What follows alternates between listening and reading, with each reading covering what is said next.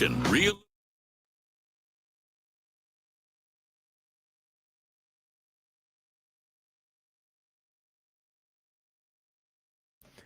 Dolphins get a good win against the Jets. Not a great win against the Jets. A good win that saw a lot of positive things.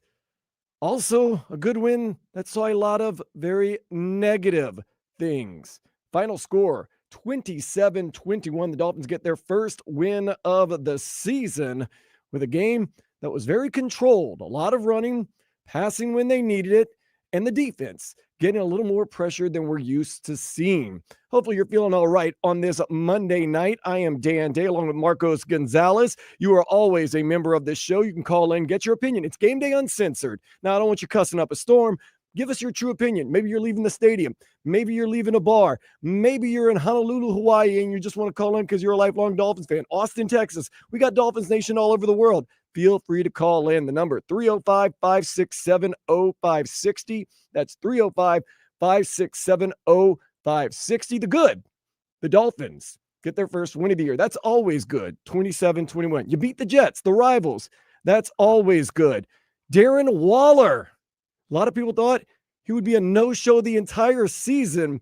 This game, not only was he not a no-show, he was a major factor in your victory.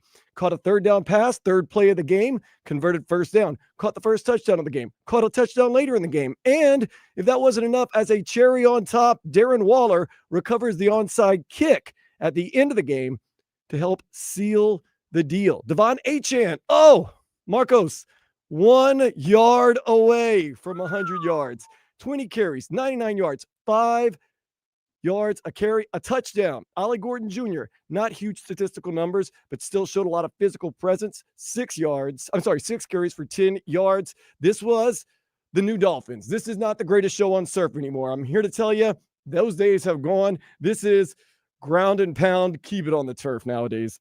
Miami Dolphins. Look, the biggest story, of course, leaving this game, because in actuality, this was two 0-3 teams that were battling out to determine who's going to secure their first victory. But when you leave this game, not only will you be digesting the Tyreek Hill injury, you're also going to be looking at, like you said, this is the new look Dolphins without Tyreek Hill, without potentially, this long distance, long range shot we've had for 2 This is the thing I was going to try to say. I was going to try to give you some sugar before I gave you some spice. So I gave you a little bit Darren Waller. I gave you Tyreek Hill. Tyreek Hill. Tua Tagovailoa looking somewhat sharp. I gave you Devon Achane running the ball good. The defense got some pressure. I thought Terrell Dotson was fantastic. Zach Sealer looked like the Zach Sealer of old at times. Jalen Phillips looked like the Jalen Phillips of old. But yes, the big negative of tonight. Tyreek Hill has allegedly, or supposedly, we don't have for sure words on it, dislocated his knee. What comes with that, of course, a lot of the times is a long recovery process with the tendons being pulled. It was on a play. Tyreek Hill, once again, having another big game. We're in the clutch on third downs. He was making big catches. He caught a pass. Third quarter. He was going out of bounds. That was over there in the third quarter. Third quarter with 13-21. Tyreek Hill carted off the field. It did not look good from the very beginning. And now you start to wonder, what is this offense going to look like without Tyreek Hill? Or, Marcos, are we seeing what this offense pretty much is going to look like without Tyreek Hill, as we saw for the rest of the game, where it was a very ground and pound control game with Tua Tagovailoa being very accurate when he needed after getting the defenses kind of on their toes. It's one of those things going to be interesting to see, but you still, Marcos, overall as a Dolphins fan, have to be somewhat discouraged with Tyreek Hill going down tonight. Yeah, my initial reaction was the season is over. That is the initial, of course, the curse continues. Yet another opportunity squandered because of some mysterious injury. But if I look at the football team that was on the field today, yes, of course, Tyreek Hill is going to be a talent that's always going to help you, something you're always going to miss. But I liked some things that I saw tonight. What does it mean for the Miami Dolphins without Tyreek Hill going forward? Want to hear from you, your opinions. 305-567-0560. We're going to be taking your calls all night long. We're going to be breaking down this Dolphins game, the first Dolphins win of the year against the New York Jets, a game that the Jets, I never really thought they had a chance to win the game. They looked very inept at times. They made a lot of not very smart plays. I'll use that term very nicely. I thought that they were very sloppy, a lot of penalties, a lot of bad plays. Didn't think that they were super, super talented. Didn't even think the talent that they had, they super really used it to their abilities. And the Miami Dolphins, just to be honest, looked like a team that was a little more in control and kind of knew where they were and what to do. Feels good, though. A win is a win is a win is a win, no matter what, if you're the Miami Dolphins. 305-567-0560. I warned a lot of people, Marcos, not too long ago. I'll get to my warnings right now. Let's go straight to those phone lines. Once again, the numbers 305-567-0560. 1043 FM WQAM. What's your name? Where are you calling from?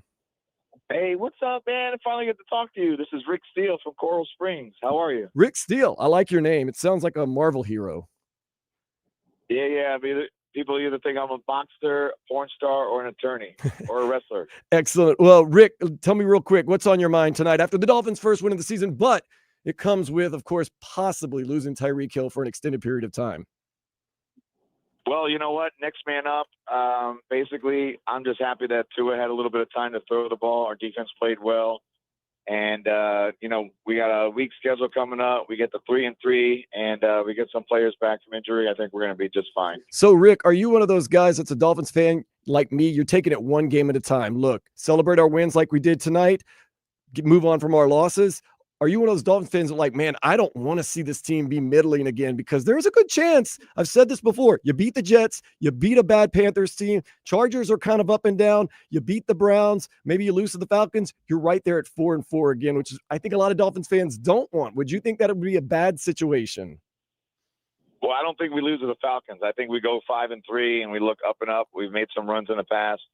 We're going to come together as a team. Our defense is solid. They're going to pull through, and Tua's just got to manage the game and no turnovers, and we have an opportunity. We got a lot of football left, my brother. Before you go, Rick Steele, do you believe that this is the new look Dolphins? This is not the greatest show on surf anymore. This is, we are going to control the ball, the greatest show controlling the clock. Yeah, I'm going to have to agree with you there. Controlling the clock, managing the game. We're going to wait till the offseason to possibly pick up another receiver. We definitely have to focus on the offensive line, our defense, and another defensive back where we're going to get some people back from injuries. But, yeah, new look Dolphins for this year. But you never know what happens as long as we have a good draft and have a good free agents, and we can spend some money.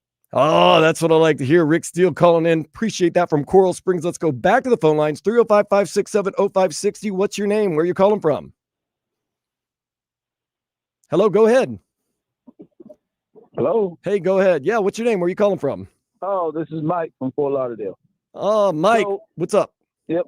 So I'm thinking, my thought process is this: you're quite possibly looking at next year's offense, minus Tyreek Hill, because the running backs, A-Chain and Ollie Gordon, they should be there with probably a couple of additions on the offensive line. Hopefully they get rid of Jackson. But as far as the skill players are concerned, you may minus what they may do in the draft, you may be looking at next year's team right now. Was it hopeful to you when you saw Tyreek Hill go down? And of course, it did look really bad from the beginning, but that there was a small little period right after that where it looked like Jalen Waddle just said, "I'm wide receiver number one," and they went to him and they went to him, and he was very effective. And I believe he can be a wide receiver number one given the chance. I think they will add to their receiver room, and free agency before, this season's over, because I think, a dislocated knee, he may very well be done for the season or close to it. Yeah, that's kind of the initial word, but we don't know for sure. And we don't know if this is a one-year deal for Darren Waller. So if he plays like he did tonight, I'll want him around for a while. He was balling tonight. I want him around for a while too, but we'll, wait and see. First, it's just one game, and it is against the Jets, 0-3 team. So we'll see what happens with that. So, being realistic, you could, be looking at next year's team right now. And both teams coming into the game, one of the 2 of 3 teams that have yet to force a turnover in the NFL this season. Right. The Dolphins get 3 of them tonight. That is the difference in the game. Yep, that's the difference in the game. But again, you're playing the 0-3 Jets. I was waiting for you to say that.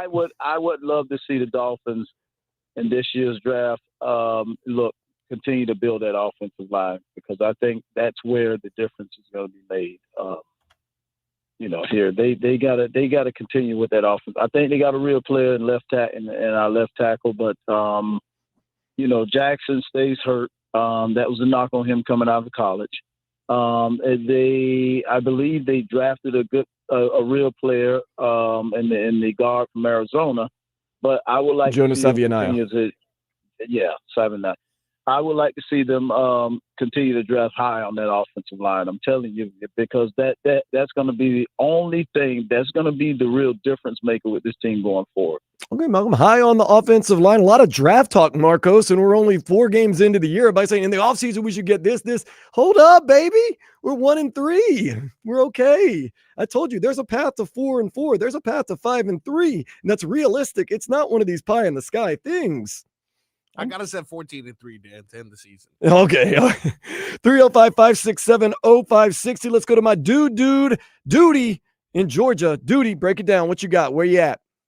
Oh, you got me locked on caller ID, huh? I'm always watching you. Yeah, man. Appreciate it. I finally got to meet Marcos at the Panthers parade. What's up, Marquito Tito? Oh, ¿qué pasa, señor? Hey, I don't know if you remember. I was the dude wearing the pizza hat. Pizza hat guy. Duty. No, yeah, I totally do that's remember. Your boy, Duty. Yes, you were up there with Hawk, Tobin, Solana, and I. Duty's a good guy. Yeah. Duty's I asked Dan a while back, I said, out of all the people at 560, who would you prefer to hang out with, and why is it Marcos? See, and you know what? Dan and I have actually hung out together outside of work, and it's been a good time. Dude, that's a hell of a crew you guys got there, but yeah, this was quite the slump buster. I mean, obviously, sometimes that's what you need, Duty. Sometimes you just need a slump buster. You need to see the ball go through the hoop. Exactly. You gotta get that one. But yeah, sure, we could end up 5-3, but then what? There's no way. We're not competing with Buffalo. There's no chance. So what are we really trying to do here? Are we acting like we're competitors? Because I don't see it. So, Duty, I want to ask you this, and just be honest with me. And I understand that one of the things I'm going to ask you, maybe a little far-fetched, maybe not. Tyreek Hill goes down tonight, supposedly a dislocated knee. We know that could be very serious. That could be a long recovery. Do you think that's going to be the end of this season for us? Or do you think maybe it's a small, once again, for lack of a better term, blessing in disguise, that this offense will kind of start to maybe be a little more evolved and maybe be a little well-rounded? I think you might be right. We might have been a little too dependent on Tyreek when it's not necessarily our best option every time. But now they might have to diversify a little bit more, which might make it a better overall scheme where we're distributing a little bit better with all the different pieces that we've got. But again, it's like, we're paying Waddle and Tyreek almost $60 million a year. Like, that just doesn't seem feasible long term. Especially for a coach who for 4 years has talked about the run game. His baby is the run game. Well, why are you paying the run game is a baby. He's so tiny. Why are you paying 2 receivers number 1 money? But maybe now this gives Mike McDaniel all the reason to pound the ball. And Devon Achane's a good running back. By this point, we can go on that limb and say Devon Achane is a solid run back and maybe, just maybe, one of the top 3 offensive players on this team.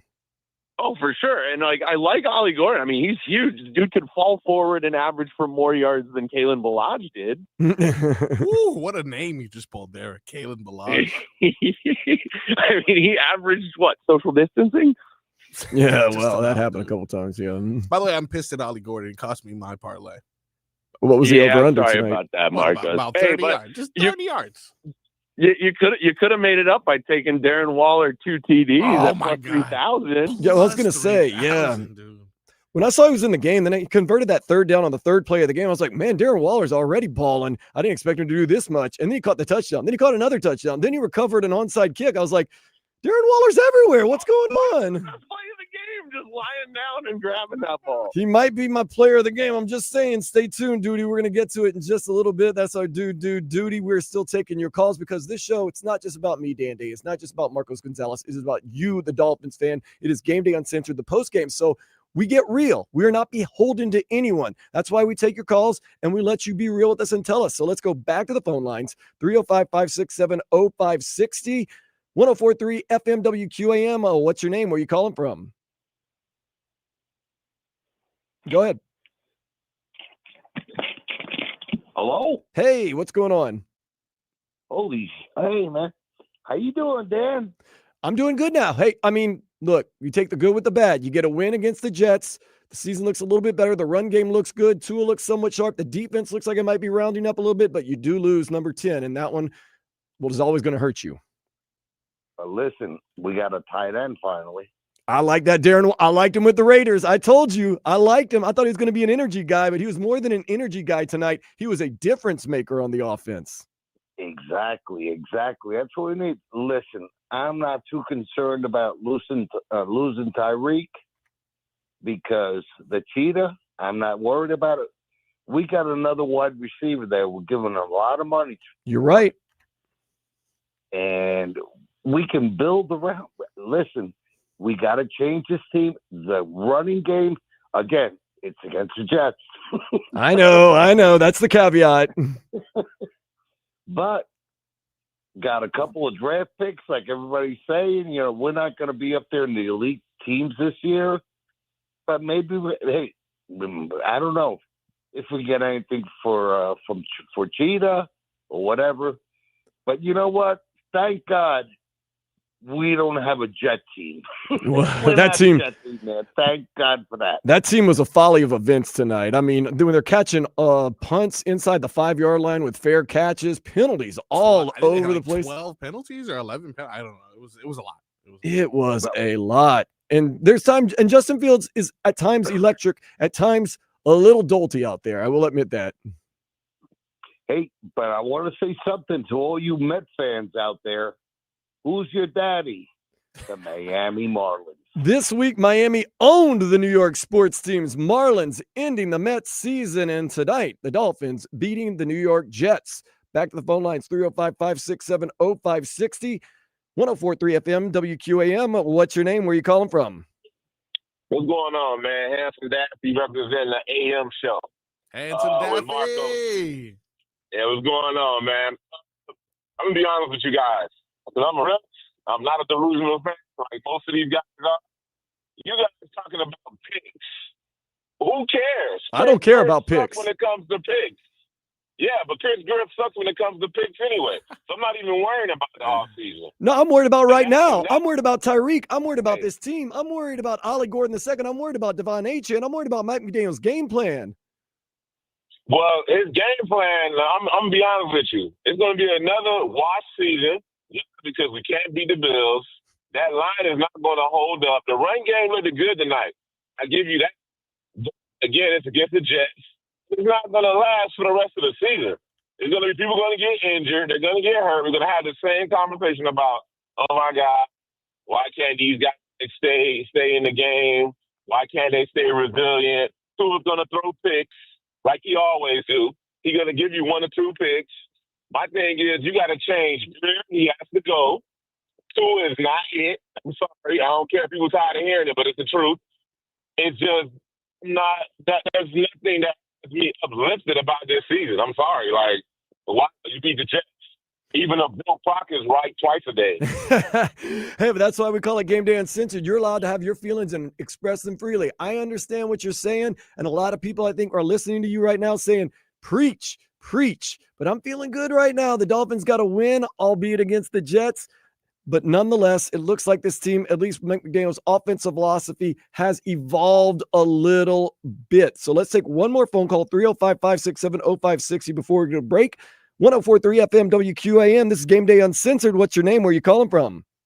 Hey, Dan, it's Neil calling all the way from California. Glad to have our California Dolphins in the house, Neil. What's up? So I'm really happy. I got a call when they win. I got a call when they lose, but I'm happy to see Darren Waller out there. That was a surprise. Guy, like the play of the game was the onside kick that he recovered. So I think he gets the player of the game. It's sad about Tyreek, but I think we got to get some other receivers to step up. Washington's got to step up. Westbrook Akini's got to step up. Ooh, where's he been? And Tua's got to play a better game. I mean, he was good tonight. Didn't get sacked. Didn't do stupid things. No interceptions. So it's a good win. But if Waller's not the MVP, it's the offensive play caller for the Jets because they didn't do enough Justin Fields. Because when he did run, he ran through us like Montezuma's revenge. Also, Garrett Wilson. You saw that last catch Garrett Wilson had? I thought they should have gone to him a lot more also. But what are you going to say? Hey, what about this? Tyreek Hill goes down. We hate that. We love Tyreek Hill. He is one of the best players, probably a Hall of Famer on the first ballot. But what about not one guy stepping up? What about a Jalen Waddle, Darren Waller stepping up in tandem to make up for the difference without Tyreek Hill? Absolutely. I mean, and I think there's going to be other players that step up in the interim in the next couple games, and the defenses aren't going to know what to do with them because they don't know them. We don't know them, but they could do something. It might have a little bit of a bizarro gonzo type offensive scheme here that might throw off a couple of teams. And you never know in this NFL, maybe the best player on another team goes down, gets hurt. Other teams deal with injuries. You start finding ways to catch W's, and who knows? That's why we play all these games. And I tell you, Neil, I'm telling you, celebrate your victories if you're the Miami Dolphins and move on from your losses. That's the best way to do it as a fan this year.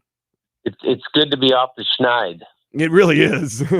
You're kind of worried about it. And if you think you're a bad team, and I'm, once again, I will throw a little bit of shade because they're our rivals. If you think you're a bad team, you saw the Jets tonight. They weren't a very good team either. So, maybe you have a little something going there. And I know we did it to the Jets, and I know you let the Jets kind of come back into the game, but you did not make so many of the serious mistakes that they made tonight. Just shooting themselves in the foot. Hey, Dan, thanks for taking my call. I appreciate you guys. Neil, thanks for hanging out with us. We appreciate you as always. Appreciate all of our callers, all of our listeners, all the people who jump in on the YouTube and Twitch. If you're leaving the Dolphins Jets game, give us a call, 305-567-0560. Tonight, the big takeaways. Darren Waller, at least for one night, looked like a guy who wasn't on vacation for the past 2 or 3 years, retirement, whatever you want to call it. He looked like his old self. He looked invested. He made plays. Tua Tagovailoa looked sharp. The running game, offensive line, okay, pretty good.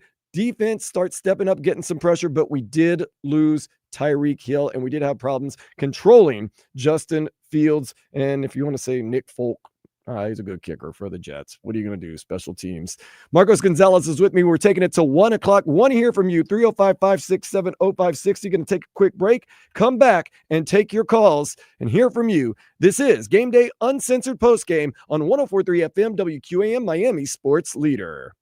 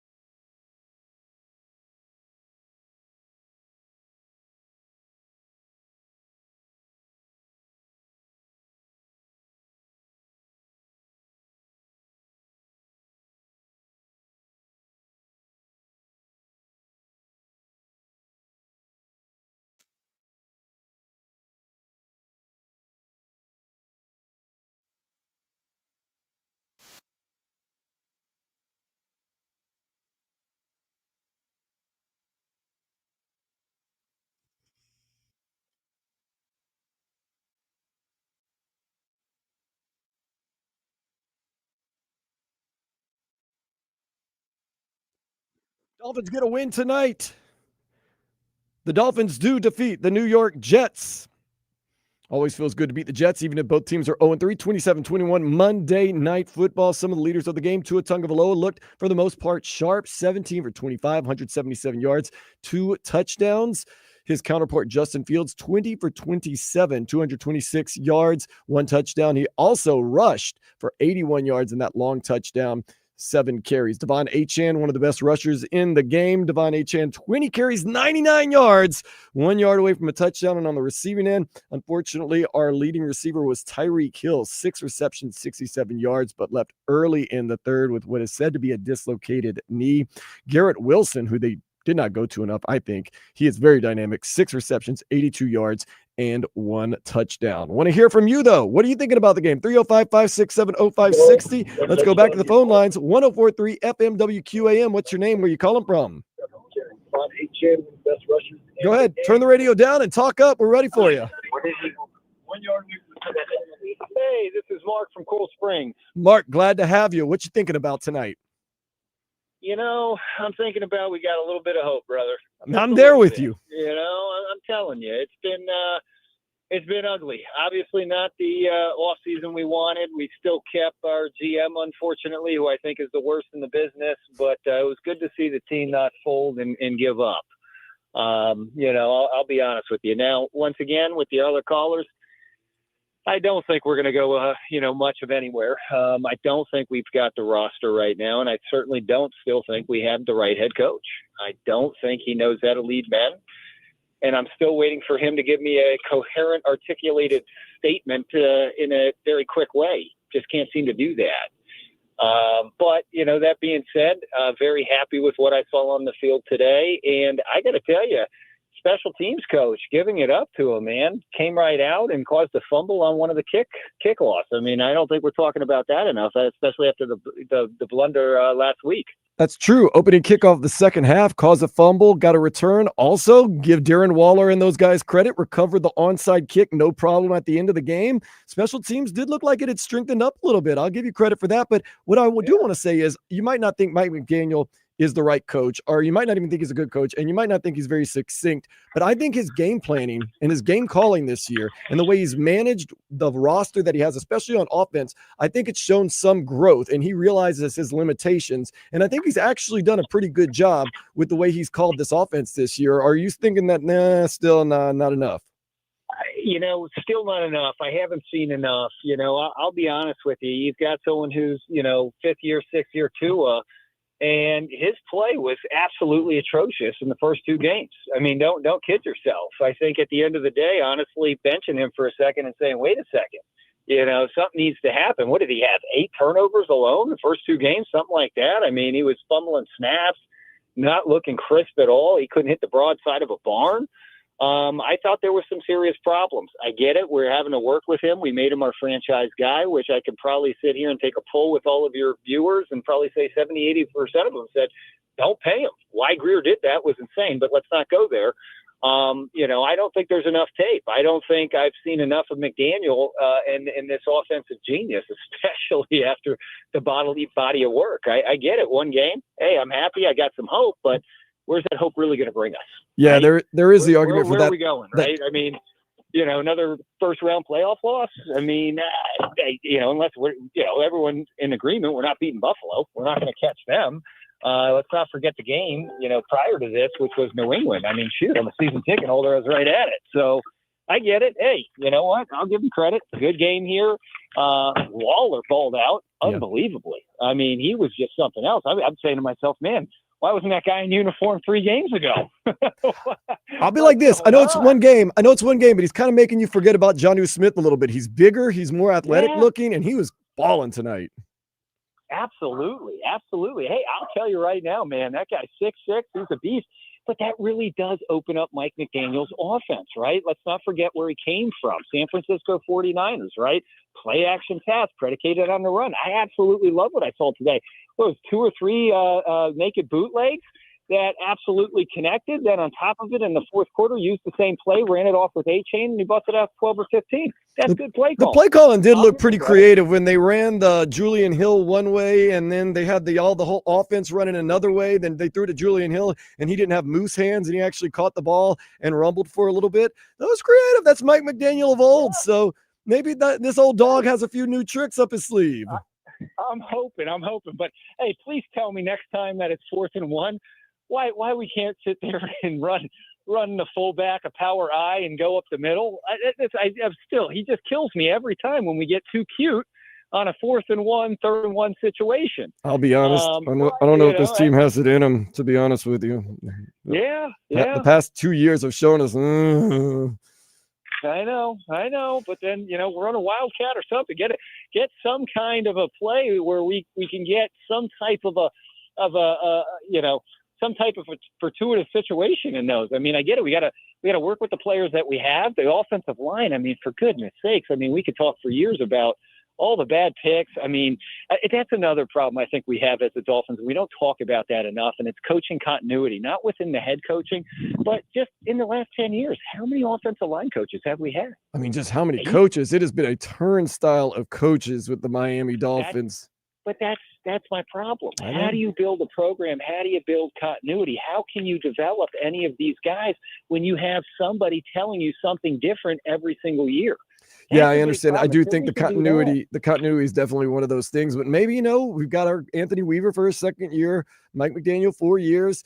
Maybe there could be some continuity. We're going to go to the phone lines one more time, 305-567-0560 before we go to break. 104.3 FM WQAM. Hello, what's your name? Where are you calling from?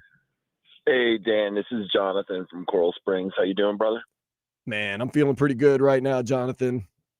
Yeah, man, I miss Vlad on the radio with you, bro. This is weird. I feel like I'm cheating on him. No. He's coming on later. He's in the locker room right now, getting interviews, and he's going to give us the vibe of the game and the locker room and everything. He's our on-site reporter, so not cheating, man. You're just waiting. He's a Jets fan. We don't need him. Hey, man, so I have a different take. Please. All right, so I hear everybody calling that's a Dolphin fan and saying, "Oh yeah, we're not going to do anything this year. We're not going to beat Buffalo." How about this?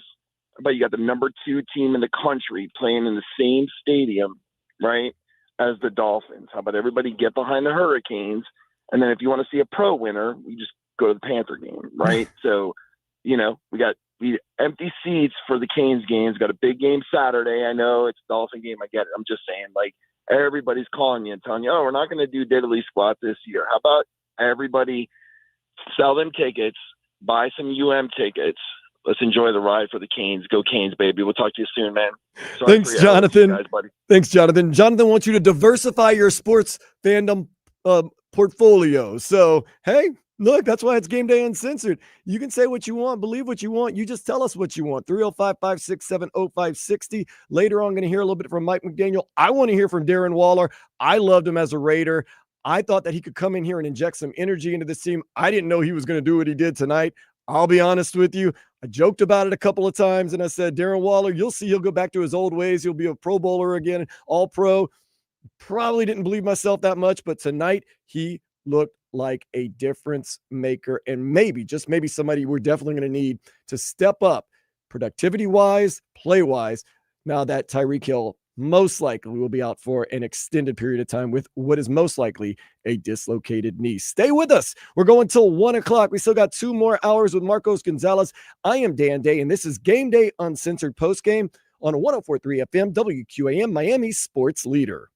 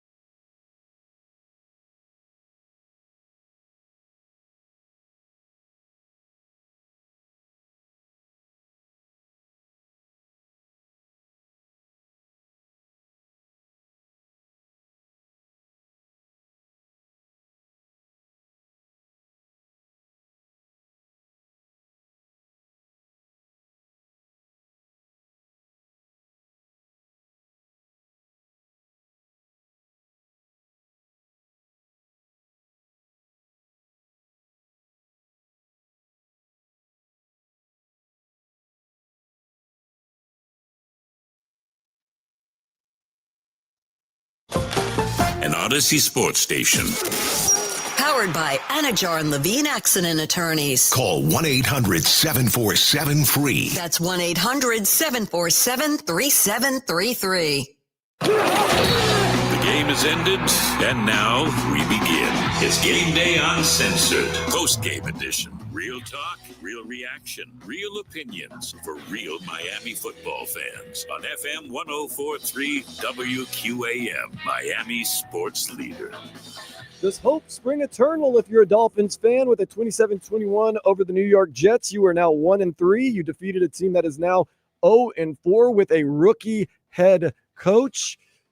Seem to be figuring some things out, but still, once again, you might be saying, Dan Day, listen to everything you're saying. You're 1-3. You beat an 0-4 team. You lost arguably your best player overall. And what are we doing here?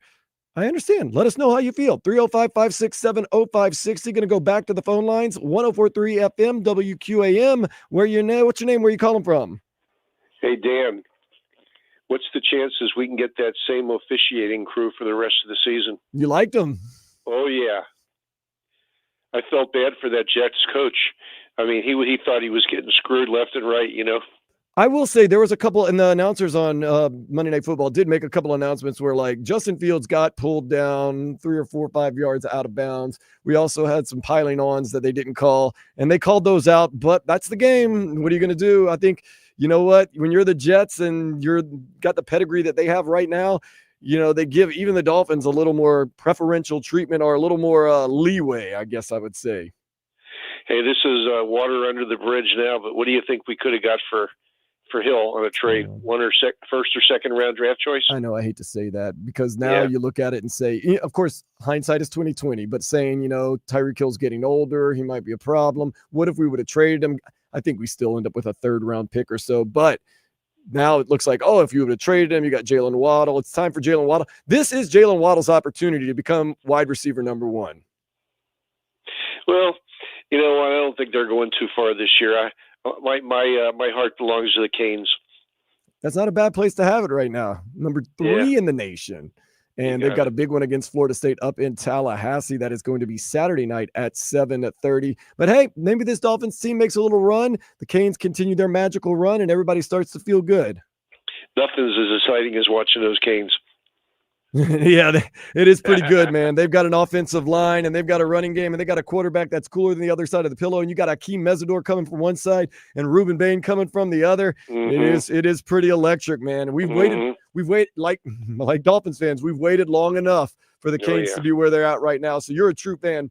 We appreciate that. If you're a true fan, or if you just want to talk about the game, 305-567-0560 is the number to call. Let's go back to the phone lines. 104.3 FM, WQAM, Miami sports leader.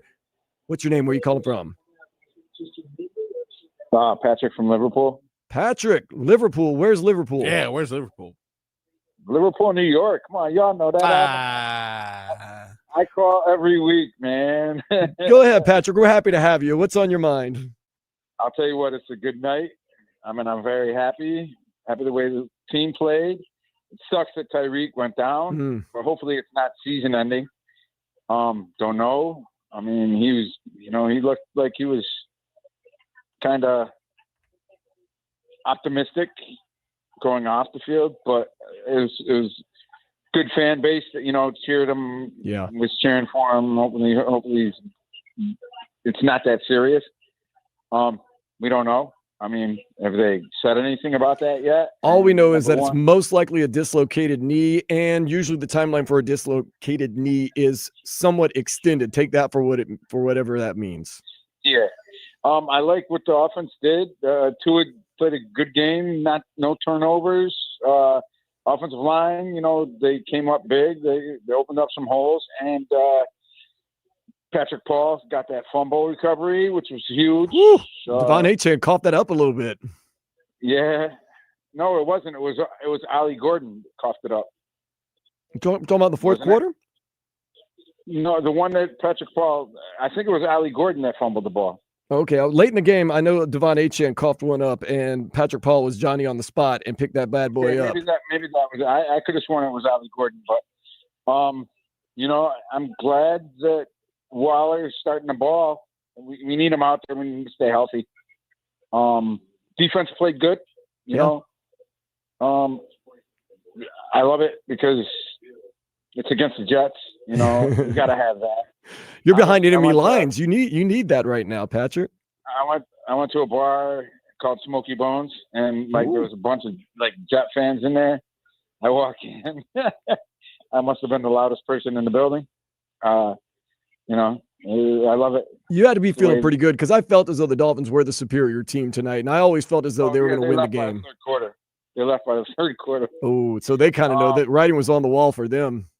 Yeah, it was good. I'm actually going to the MetLife Takeover, so that's going to be hopefully the same result as tonight. That's going to be fun. Oh, we're so glad. Yeah. You're a true fan. We appreciate that, Patrick. Thanks for calling us every week, too. I go every year, man. Last year was freezing cold. We'll get our last game of the season. It was a bummer because we got, you know, it was terrible. We didn't want to talk about that game. But hopefully Noah, he's a guy. What's his last name? Savianaya. Yeah. Hopefully he can step up. I mean, he wasn't used. You know, I mean, he hasn't been getting a lot of passes downfield. So hopefully he can break out, you know. You're talking, were you talking about offensive line or were you talking about a receiver? No, receiver. Zeke, whatever his name is. Malik Williams? No, Malik Washington. No, the guy from Tennessee, I think it was. Westbrook Akine.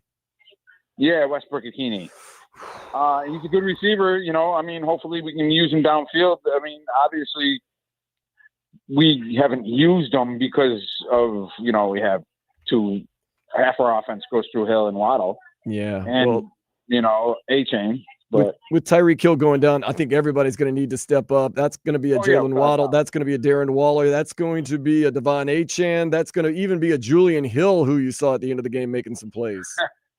Yeah. I know one of the guys always wants Hill to score a touchdown. You know, he's been betting Brennan Tobin has given away his kids' college tuition trying to bet a Julian Hill anytime touchdown, and he's staying away from this year. But smart play. You know, hopefully they get one for him. Darren Waller, just to give you perspective, had 2 of them today, so keep that in mind, Patrick. Huge. All right. You guys have a good night, man. Appreciate it, Patrick, over there, Liverpool, New York. So happy to have him join us, as he usually does every week. Let's go back to the phone lines, 305-567-0560, 104.3 FM, WQAM. What's your name? Where are you calling from? Yo. Hey, this is Sean the Punt Man, Ozzy. What's up, man? Hey, that's what I like to hear from Sean. That's what I'm talking about. I haven't heard from you this year. Man? You've been hiding. You waiting for a win? What's going on here, Sean? I was waiting for you to get back on the radio. That's true. I was away for a while. I'm sorry about that, Sean. No, you good, bro. Hey, man, I just want to say this. You know, I've come around on Mike McDaniel. I know I'm going to sound crazy to the fans out here, but you know what? He's called some good games the last 2 games. I'm not going to lie. Games. I'm with you there, Sean.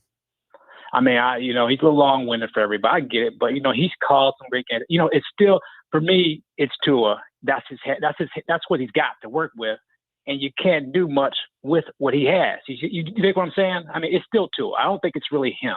He's only got that's what he's got to work with. That's what a lot of people are saying, Sean. That maybe Mike McDaniel is hindered by Tua and not Tua hindered by Mike McDaniel. Yeah, man. You know, so I've come around. I mean, you know, Mr. Ross, he's not going. I don't think he's going to get rid of him anyway. I mean, but the reason I'm calling because I'm not seeing the violence. You know, the defense got gashed, bro.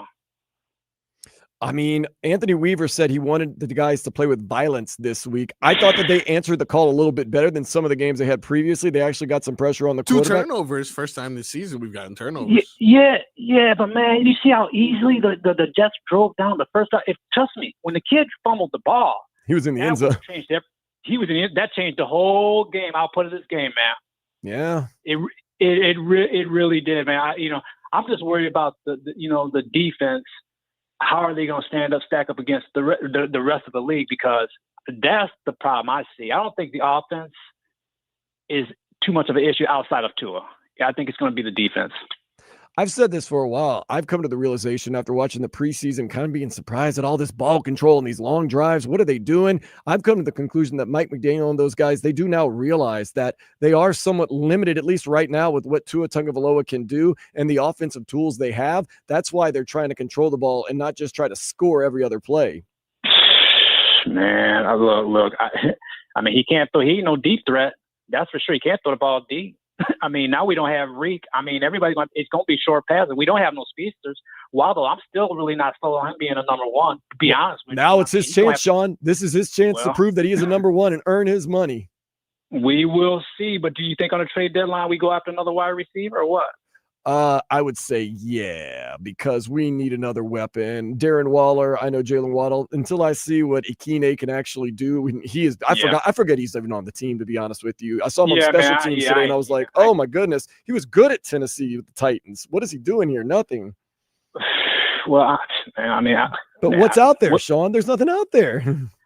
You're picking out of the bargain bin, baby. That's the thing. That's the problem when a guy with a lot of financial burdens gets hurt. Okay, he's the best value that you got. Yeah. He didn't want to get hurt. He's the only trade value that we did have. Now all of a sudden he gets hurt. And they were probably trying to shop him, man. That's the irony of this whole thing. I'm sure they were taking fielding calls, and now we don't have him. Now we kind of like stuck. What do we do? What's next for us? Sean, my only hope is that Mike McDaniel figures things out. We have a more balanced offense, and this team finds ways to start winning games and make some noise in the NFL. That's all I can say. But, Sean, thank you so much for hanging out, man. You can always find me over there. It was always nice that time I saw you at Funky Buddha, and I hope to see you again soon. I'll be out there. Oh, I can't wait. Take you later, brother. We'll see you soon, man. That's a good guy. He actually did some touring. Not touring with. He was a tour manager for Ozzy Osbourne and the guy. So R.I.P. Ozzy Osbourne. Yeah, show me the pictures and everything. So it wasn't just, talk that talk. Let's go back. Let's do talk that talk. That's what this show is about. 305-567-0560. 104.3 FM, WQAM. What's your name? Where are you calling from? Yeah. Hey, go ahead. Hello? Hey, what's going on? Oh, hey, what's up? My name's Chuck, and I'm calling from Miami. And I just got a couple questions. Like, why was Tyreek Hill celebrating after he got hurt? Like, I was just confused by that. It didn't seem like he was pumping the crowd up or anything. He just seemed like excited, My only thought was I did find it, when I say a little different of when people are leaving the field, I think the adrenaline was pumping, and I think he was in a little bit of shock, and I think he was trying to show people that he was okay and that he was very thankful for them because they were cheering him and saying probably very praiseful things. And I think in just a situation like that, everyone reacts differently. So I don't think I wouldn't read into it too much other than he wanted to show that he's okay. It's not anything crazy like, something compound fracture. And he was trying to be emotional and thankful. And once again, like they say, the shock and the adrenaline, I think he looked very, what would you say, amped up. So but I do understand where you're coming from. It did look a little different than most people when they're getting carted off the field. Yeah, exactly. And also I got one more thing. Darren Waller, man, he's a baller, and I just feel like he was only coming in on third downs. Like, was he on like a snap count since he was coming off injuries, or because I feel like we can use him a lot more? He only had like 4 or 5 targets. Yes, Mike McDaniel did say earlier this week that Darren Waller will make a return and he will be on a snap count. So that's probably why you weren't seeing him being used as much, but it didn't keep him out of the game for that onside kick with the hands team. Yeah, man. He's gonna help a lot. We're gonna need him. I mean, Tyreek Hill's down. We're gonna need him. Any more questions that we can try to answer for you? No, I just want to say, go Knowles, and Tommy Castellanos gonna tear up that Canes defense on Saturday. All right, we'll find out 7:30 Saturday right here on 104.3 FM WQAM. Also, we'll have the post-game show. We start at 3 o'clock on Saturday. That is with Danny Rabinowitz and Brian Monroe. Then we get Joe Zagacki and Don Bailey Jr. on the call of the game, post-game with Alex Dono. Man, so much to unravel here with the Miami Dolphins.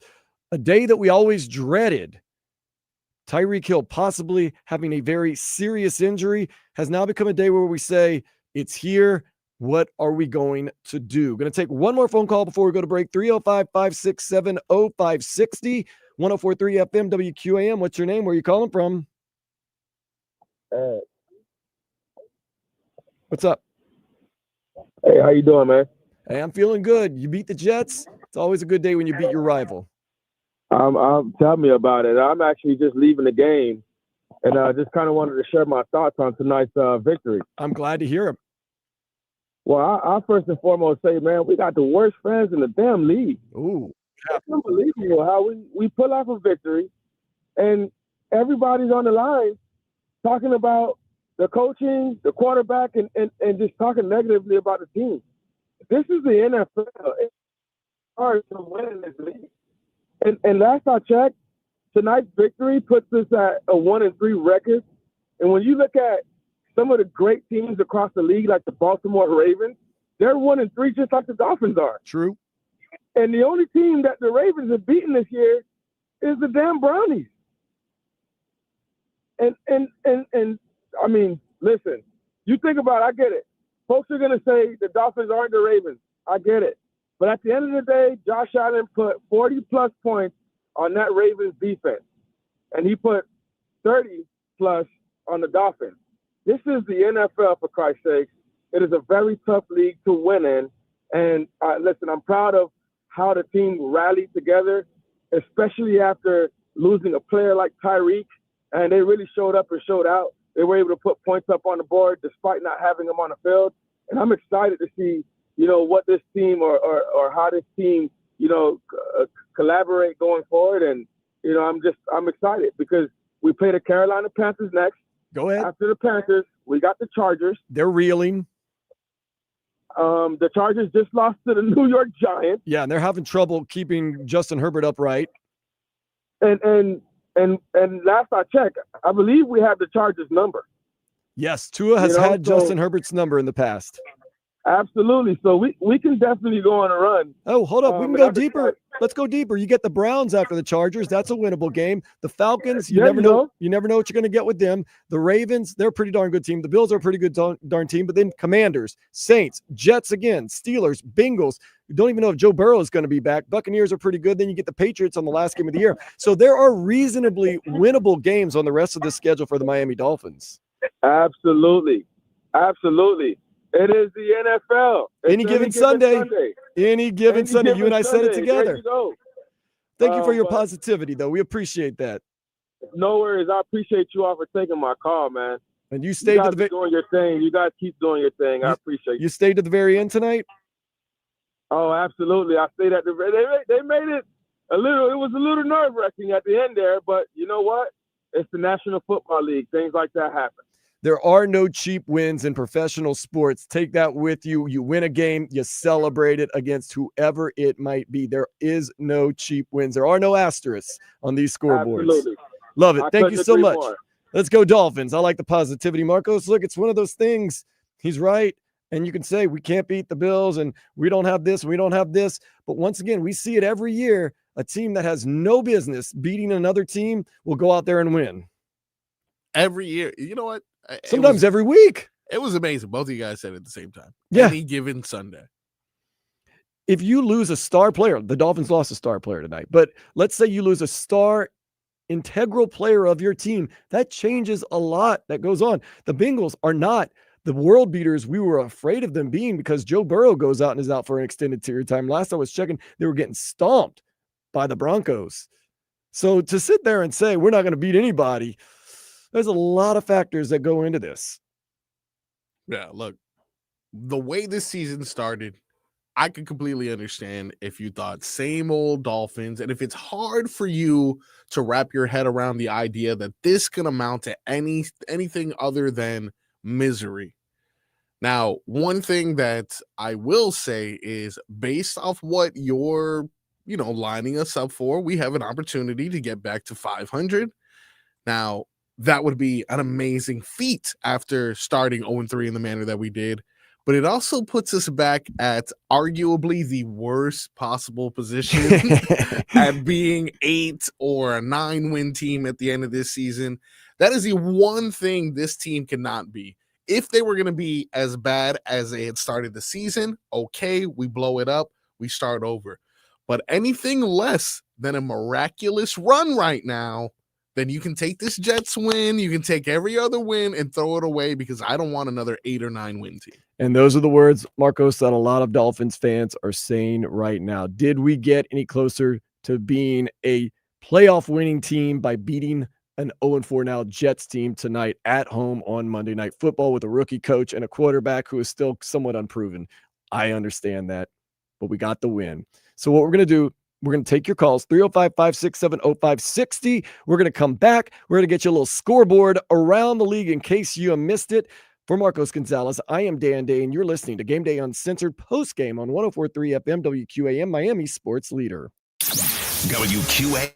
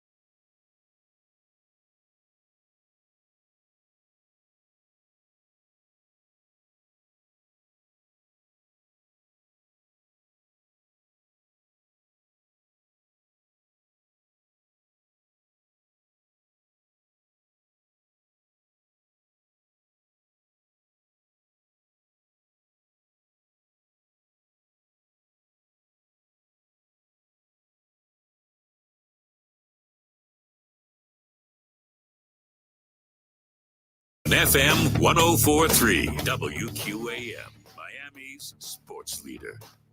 It is Game Day Uncensored, and we want to hear from you. You don't have to hold back. Let us know whether you're happy, whether you're sad, whether you're hopeful, whether you're in the doldrums because of Tyreek Hill's injury. We're going to hear from Darren Waller, who might have had it, well, might not. He definitely had his best game since basically 2020. He's been retired for the past 2 years, though. But seriously, Darren Waller really showed himself well tonight. He spoke about Tyreek Hill. We're going to hear from him.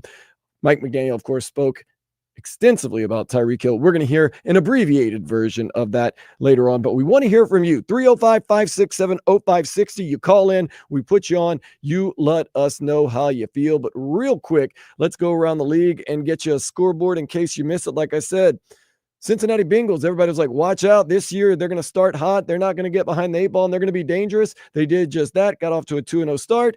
Well, now they've lost 2 in a row, and they took one tonight on the chin from the Denver Broncos, 28-3.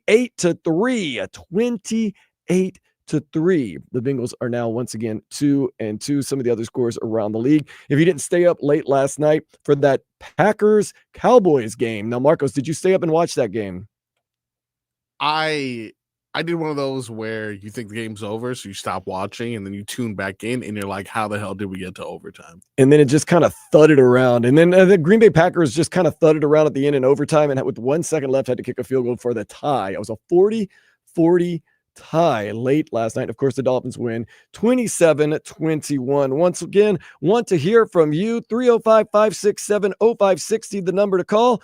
104.3 FM, WQAM. What's your name? Where are you calling from?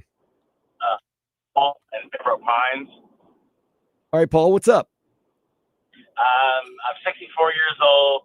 I'm tired of waiting, but this team ain't going anywhere, and I'd rather sit Tua on the bench, put yours in, because this defense ain't stopping anybody.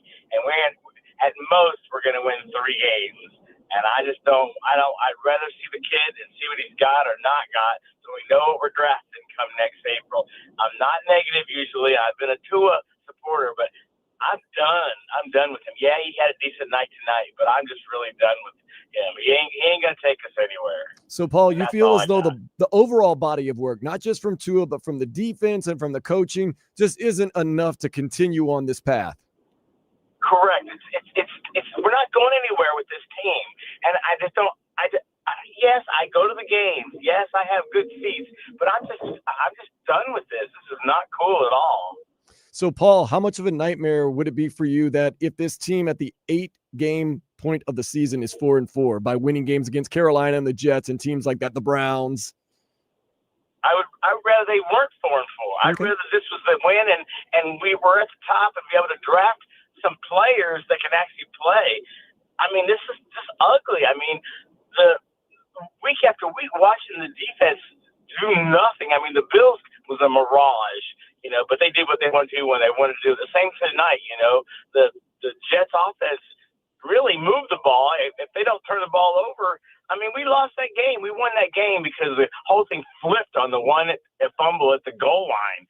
But other than that, they just walked out all over us the whole game. Paul, a lot of people are saying they're hearing your frustration, and they're saying a win against the Jets, the lowly Jets, a team that hasn't forced a turnover all year, that shot themselves in the foot all night, and you're only winning by 6 points. What are we doing here? And I hear you. But we get the win tonight, and we're going to celebrate our wins right now. 305-567-0560. Back to the phone lines. 104.3 FM, WQAM. What's your name? Where are you calling from? Hi, hello. Hey, my name is Evan from West Palm Beach. All right, Ev, what's going on? Hey, nothing much, man. I'm following suit from the last guy that called, to be honest, to be real honest with you. But I mean, the lowly Jets to begin with. But you got to think here, the Jets had 3 fumbles and then 100+ yards in penalties, and they lost by 5. I mean, and then now you lost Tyreek Hill. I mean, the Jets are just looking terrible.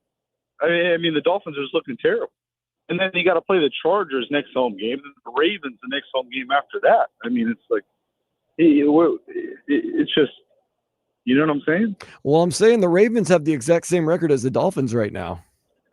Yeah, but the Ravens played what? The Chiefs? Yeah. I mean, I guess they won the Browns, but the Browns defense is pretty good. So that's not an easy one for the Dolphins.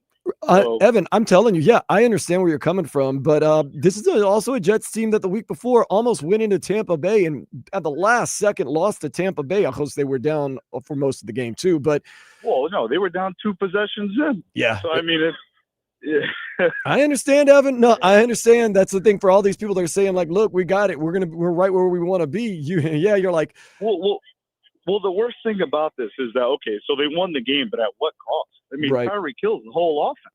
You saw the whole first half was just nothing but Tyreek Hill. And in games in the previous, it was nothing but Tyreek Hill in seasons past. and Tyreek Hill is so clutch on third down. And he's just huge. He's just such a huge player. And now you're going to ask Jalen Waddle to step up, who hasn't proven anything, who, by the way, makes $20 million a year. That's the And argument. you know what I'm saying? The argument is this, Evan.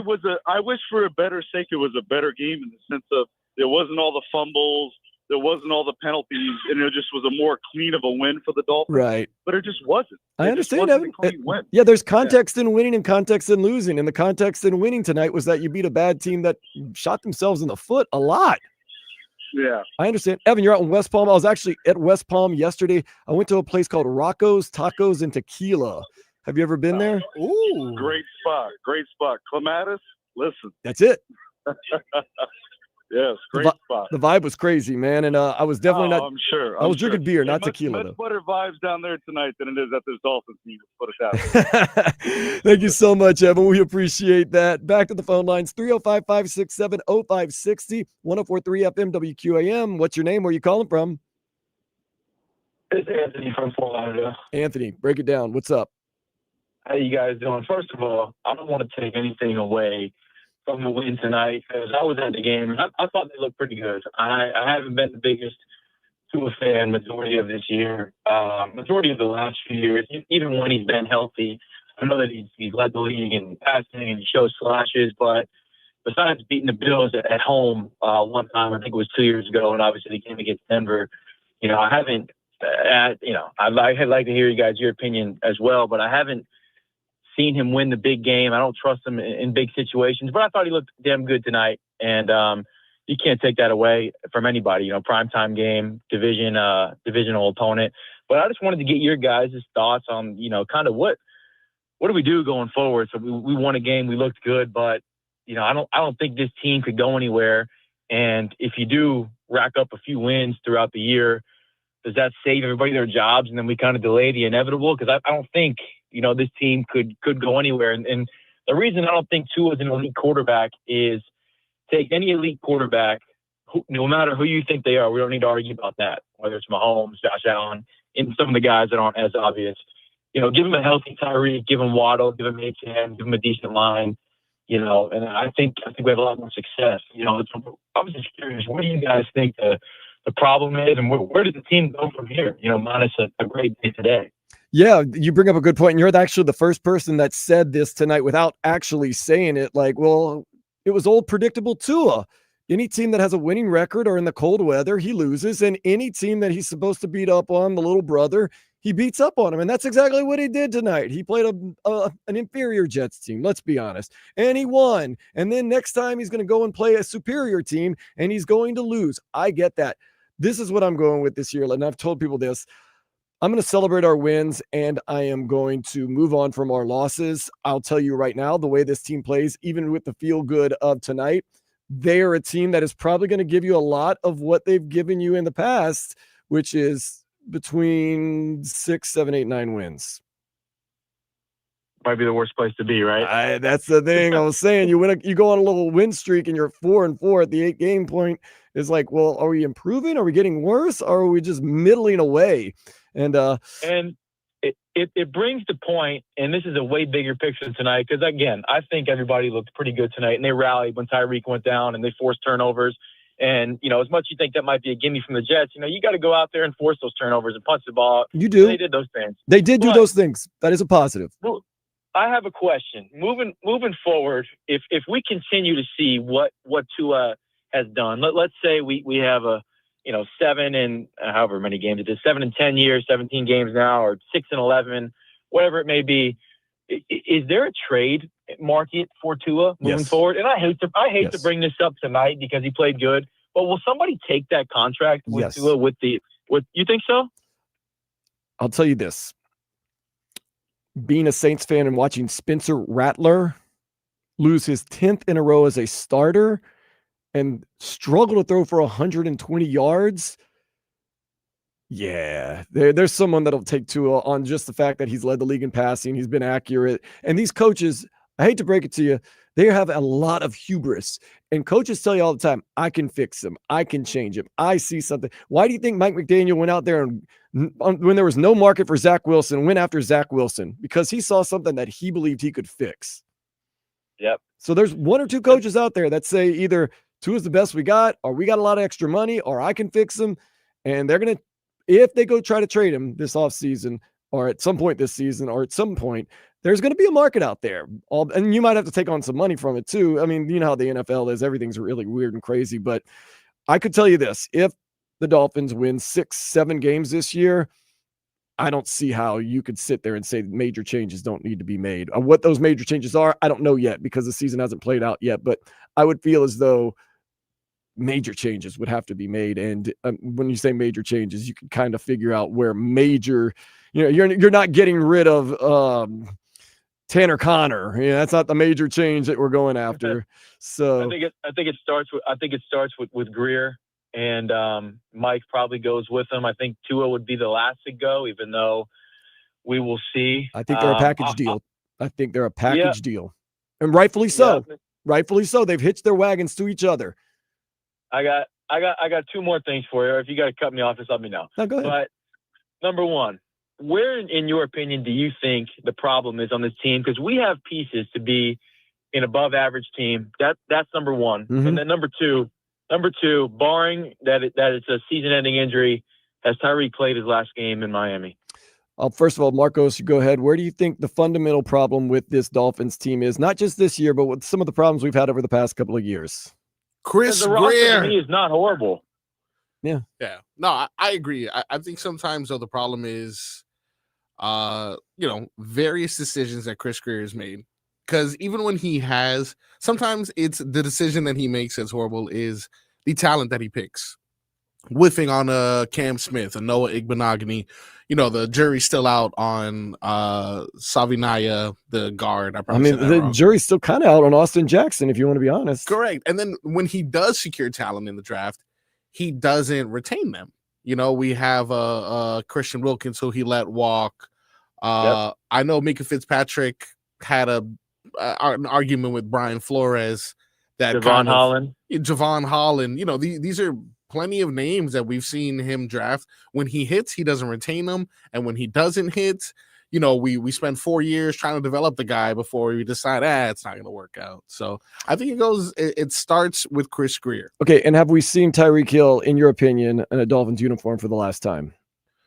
The way Tyreek Hill has been talking, I think we potentially, depending on how bad this injury is, which, by the way, the reason why he was rushed to the hospital is, in the event that there was ligament damage of sorts, obviously that's something they need to deal with. Let's say it is a severe injury. Not only do I think it's the last time we see him in a Dolphins uniform, I think it's the last time we can see him in the uniform at all. Ooh, okay. I'll be succinct. Really? Yeah, I'll be succinct real quick because Mike McDaniel will take up as much time as he possibly can. What I think the problem with this Dolphins team is mental fortitude. You saw it when tough, what's come in like Dan Campbell, when guys like Vic Fangio, when guys like Brian Flores come in and say, no more of this partying, no more of this softness. We're going to be mean. We're going to be nasty. We're going to eat raw meat. We're going to be tough. Every player you heard, oh no, Vic Fangio's a stick in the mud. Blah, blah, blah, blah, blah. Vic Fangio goes to the Philadelphia Eagles and look what he does. So I think it is mental fortitude. And to quote the Miami Heat, I think it's a little bit of the culture. And have we seen Mike McDaniel? We're definitely going to see Mike McDaniel play. Have we seen Tyreek Hill in a Dolphins uniform the last time? No, I don't think so. There's just too much tied in with them. The contract, how would you even have to dump him? You would have to cut him. It's one of those things, I think. Hopefully it's not too serious. And hopefully when I say sooner than later, when I say far sooner, closer to the now than way, way in the future, we see Tyreek Hill back in a Dolphins uniform catching footballs. let's hope so. Always wish for everybody to be healthy too. Let's stay healthy, whether you're good or not. Tyreek, we wish you the best. I just think this team underperforms, and as much as I am a Dolphins fan, don't want to take anything away from tonight. Even if we do rip off a few wins, it's a hard thing to do if you're above average, but I think you got to rip that Band-Aid off.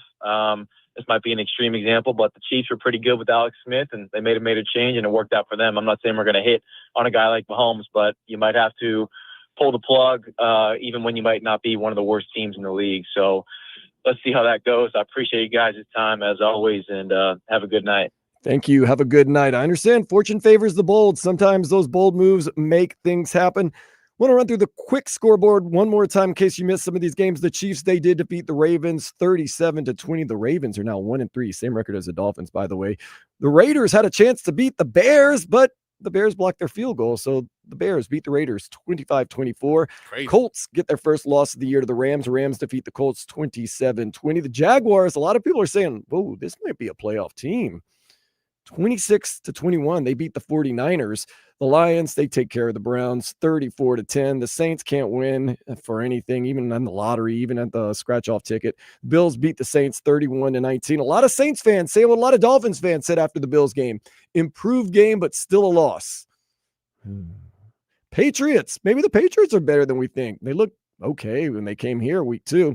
They beat the Panthers. We get the Panthers soon, 42-13. The Bucks had the Eagles right where they want them, and they let them off the hook. Then Baker Mayfield throws an interception in the end zone. Eagles beat the Buccaneers 31-25. I'm guessing that stadium was, Marcos, how much percentage Eagles fans at Raymond James Stadium yesterday? I would say 41. Oh, wow. I'd give them a higher percentage. I'd give them like 65, 70, something like that. But I don't know. What do I know? Texans, they get a big win. Their first win of the season. Texans beat the Titans 26-0. Former Hurricane and number 1 overall pick Cam Ward asked about the Titans play after the game. Did you know what he said? I do. I said, I think it was, to put it frank, we're ass. I believe that was the quote. That was the direct quote. Yes, you are correct. New York Giants and Jackson Dart trying to save Brian Daboll's job. Yeah. The Giants beat the Chargers, who are having offensive line injury problems galore. Giants beat the Chargers 21-18. So you're saying, how are the Dolphins going to beat the Chargers? Well, look, the lowly Giants went in there and took care of business right there, although the Giants did lose Malik Neighbors to an injury. At what cost, Dan? At what cost? Yeah, I understand. Falcons beat the Commanders. Commanders are struggling without Jaden Daniels. You don't think quarterback's important here in the NFL? Okay. Falcons 34-27. Steelers losing jolly old Ireland to the Steelers beat the Vikings 24-21. And then, of course, Thursday night, you had the Seahawks and the Cardinals. Seahawks won 23-20. Jolly old Ireland? I know, jolly old England, jolly old Ireland. Did you hear what they did to poor old Skylar Thompson? Yeah, Skylar Thompson, eighth string quarterback, got mugged. And look, it's a crazy country. Okay, so what we're going to do is we're going to take a quick break. We are going to come back. And we're going to run through some stats. Then hopefully we'll get my cousin Vladimir Louison, who should be leaving the locker room of the stadium in just a couple of minutes, pretty much at midnight, because, you know, Vlad, midnight kind of rolls together. The night crawler, as we like to call him sometimes. I don't think we like to call him that. Nonetheless, we're not going to, Marcos, do not get on him about his Jets losing that bad tonight. Vlad will give you an honest assessment of what's going on, and it'll probably be, we stink. Is he a Mets fan as well? No, he's a Yankees fan also. Okay. Yeah, it makes no sense. You're usually Jets, Mets, Yankees, Giants, but nope. So we're going to take this break, get you some stats, hopefully talk to Vlad, and we got another hour and 15 minutes of the show. Hear from Darren Waller, hear from Mike McDaniel. Keep it going. Game Day Uncensored Postgame, 104.3 FM, WQAM, Miami Sports Leader.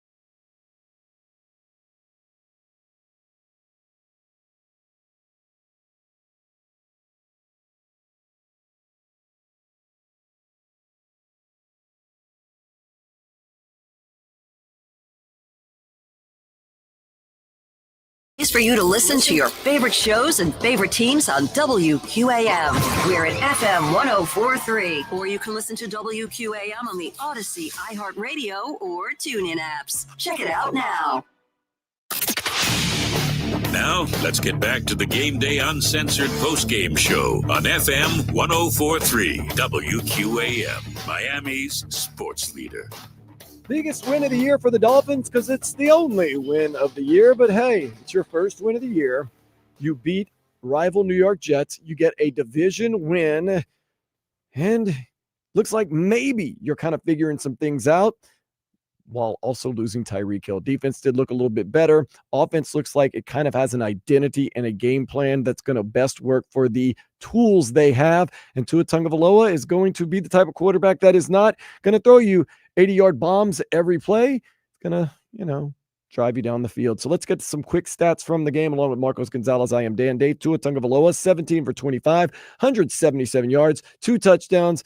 Maybe the most important thing, 0 settle, as they say, interceptions. How did the rushing game go? They equipped themselves pretty well. Devon Achane had himself a very nice night. 20 carries, 99 yards. He averaged 5 yards a carry, 1 touchdown. Ollie Gordon II, although he had a run or two good, in the end wasn't the greatest night. 6 carries, 10 yards, less than 2 yards a carry, no touchdowns. Malik Washington had that 8 yards on the 2 carries. And Tua Tagovailoa, 3 rushes, 6 yards. What's going on, Marcos? Didn't you have some bet on Ollie Gordon? Costing me some money, Dan. I did have another interesting stat as well. We talked about Darren Waller's 2 touchdown performance. I went in the history books, Dan. Darren Waller's first 2 touchdown performance since week 13 of the 2020 season. And the opponent, the Jets. Ooh.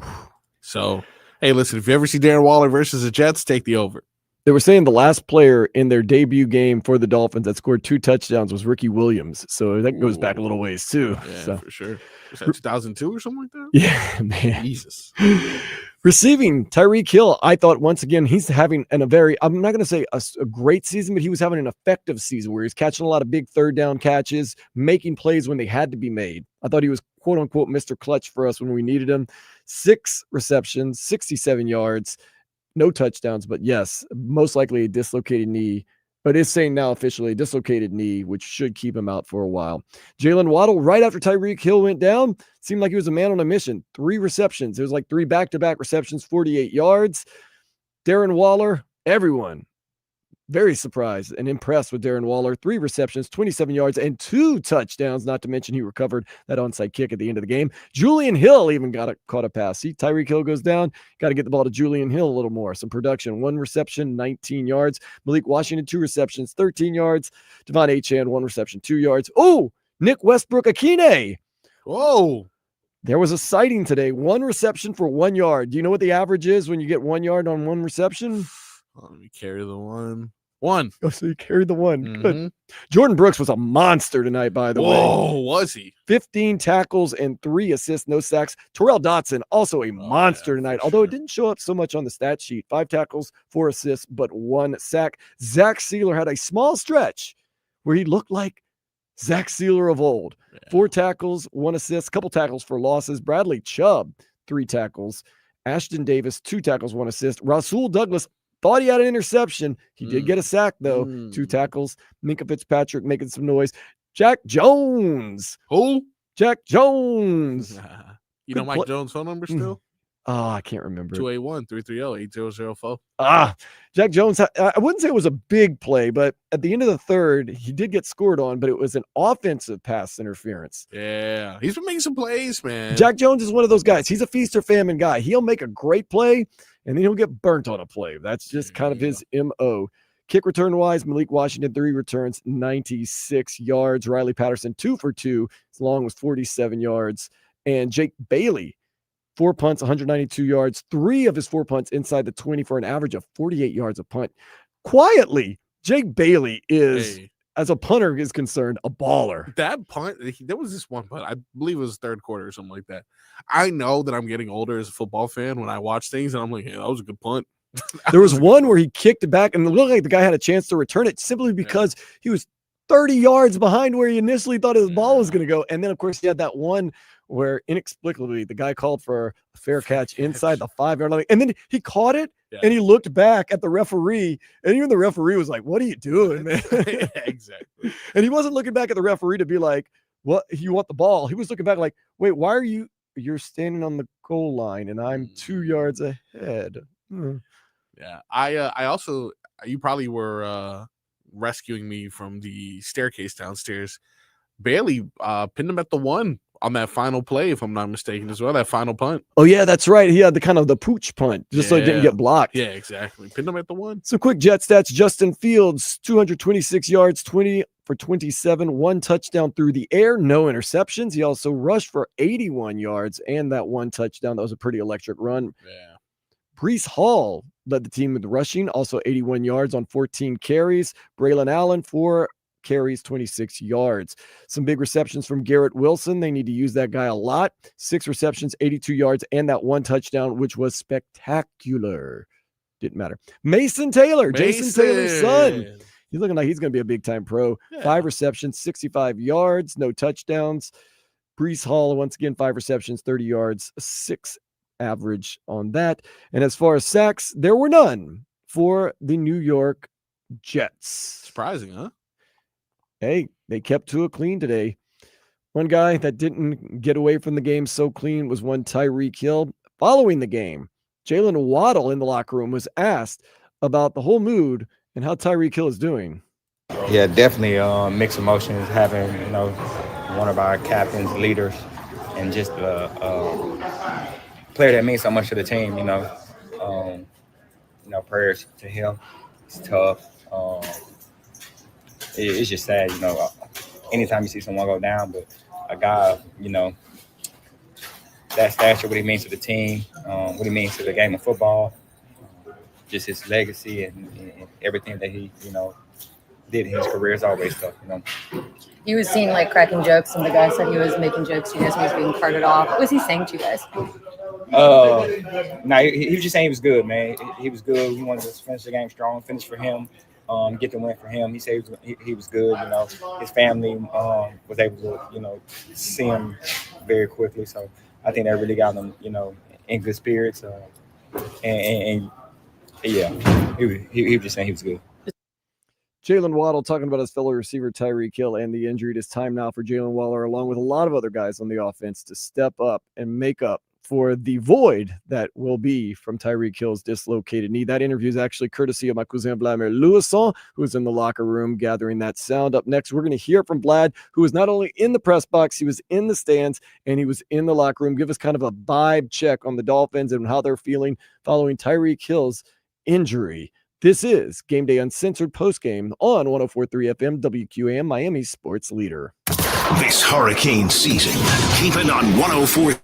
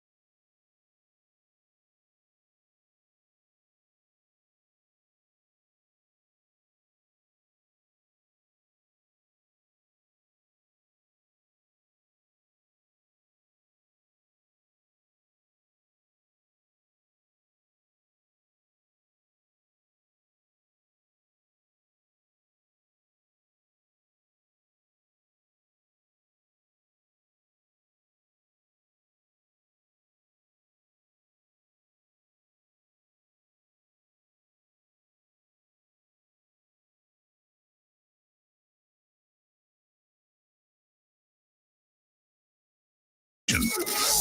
Powered by Anajar and Levine Accident Attorneys. Call 1-800-747-FREE. That's 1-800-747-3733. The game has ended, and now we begin. It's Game Day Uncensored, Postgame Edition. Real talk, real reaction, real opinions for real Miami football fans on FM 104.3 WQAM, Miami sports leader.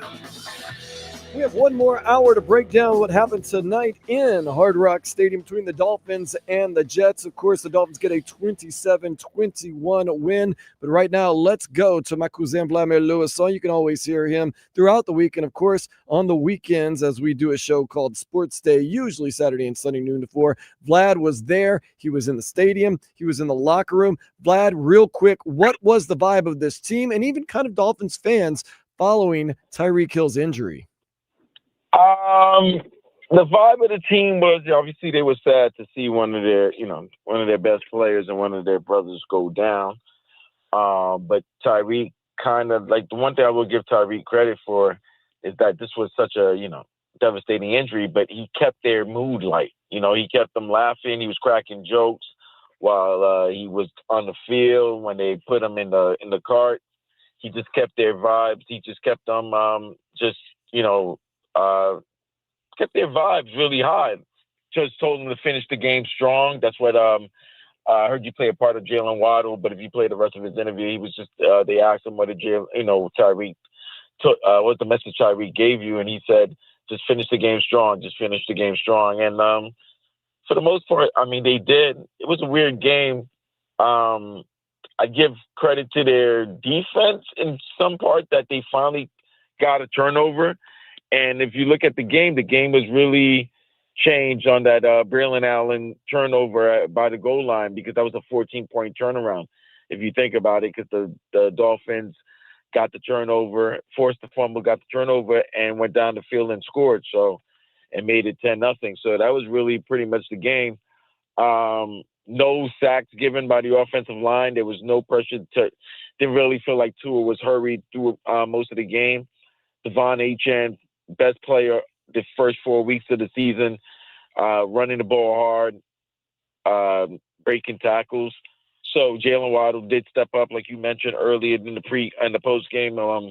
After Tyreek got hurt, he was making some plays. But I mean, you want to get the win, you want to get off the schneid. It's a slump buster, but you kind of feel bad. You definitely feel bad with the way Tyreek got hurt and not knowing the extremity and how long he'll be out. I mean, you kind of figure he might be out for the year. So yeah, that's pretty much it. Stepping up in his place, even before he went out, went Darren Waller. What was kind of the reaction to what you were seeing? Not just you, but the fans, what they were seeing from Darren Waller. I think we all owe, especially me, because I know, on our Sports Day show on the weekends, I've been clowning. I've been getting on them about, like, you can't retire after 18 months and then come back and think you're going to do things. You're going to be that, successful. Well, if you're going against the Jets, you can. It was a big play. It finally, his athleticism, I mean, crap. I mean, he's 32, 33. He got up there for that two on that fourth down touchdown. That man got up there and he saved two, and he made a great catch, got 2 feet in bounds. So yeah, it was a great opening game or return game for Darren Waller.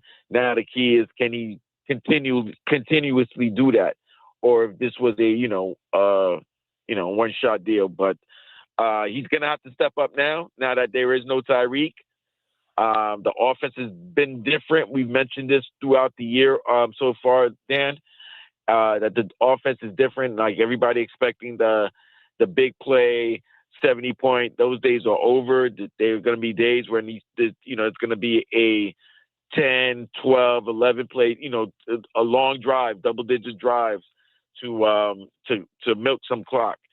But yeah, it's going to be a different offense, but he's going to be a significant part of that offense now that Tyreek is gone. Yeah, it's important to figure out where these numbers are going to come from now that Tyreek is gone. You've got, of course, Darren Waller. Hopefully this wasn't just one of those flash in the pans, come one game back, no one was really looking at him. You know, Jalen Waddle, he's getting paid like a number one. He needs to step up. You also, I'm guessing, have to look at Devon Achane to maybe catch some more passes, but you have to look squarely at guys like Malik Washington.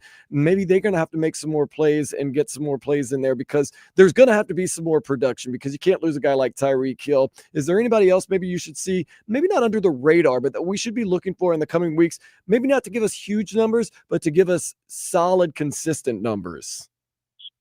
I mean, you got to figure this right now. That this it's going to be very interesting to see how they maneuver with the offense from now. A lot of the stuff was Tyreek based. Just the fact that just having him on the field was going to be that threat was always there.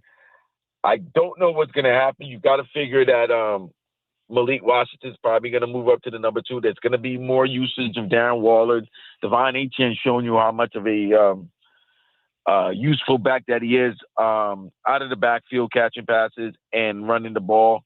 You got to figure Ollie Gordon might be used more running the ball if Devon's going to be used outside, catching the ball a little bit more.